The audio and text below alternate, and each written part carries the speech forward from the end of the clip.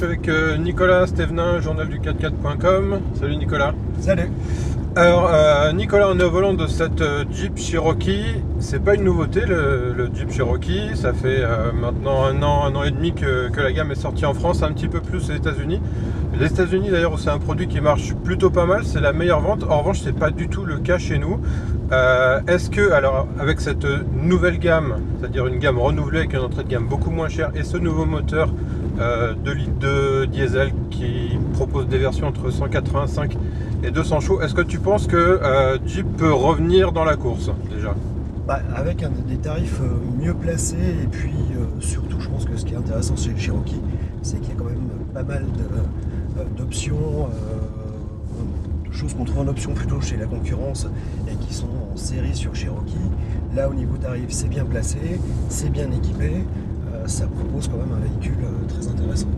Bon voilà pour la gamme et le produit. On va parler évidemment un peu de la voiture. Bon, toi tu es plus habitué à des choses un peu plus extrêmes que ça. Tu me disais tout à l'heure sur ce genre de terrain, j'ai l'impression d'être en salle d'opération. Malgré tout, ça reste une Jeep. Alors en tant que véhicule tout-terrain, est-ce que tu as un avis sur le produit? Pour moi, cette Jeep est un bon SUV. On a un sélecteur de terrain qui permet de s'adapter suivant là où on va rouler. C'est un véhicule dans cette version-là qui n'est pas la Trailhawk, donc qui n'est pas celle rehaussée et qui a de plus fortes aptitudes tout-terrain. Mais là, pour quelqu'un qui désire aller en forêt, aller se balader, aller faire un pique-nique le week-end en famille, c'est largement suffisant et ça remplira bien sa fonction. Après, pour quelqu'un qui désire aller un petit peu plus loin dans le tout-terrain, effectivement, il ne faut pas oublier que c'est un SUV, c'est pas un franchisseur. Oui, on peut parler également de la base technique 2 minutes. Hein. C'est un châssis d'Alfa Romeo de Giulietta, donc c'est vrai effectivement à la base loin d'un 4x4.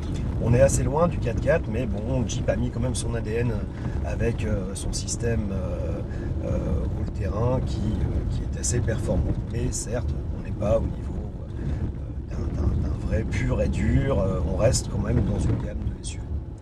Donc pour conclure, des nouveaux tarifs qui la remplacent plutôt bien dans la concurrence et finalement un SUV assez convaincant.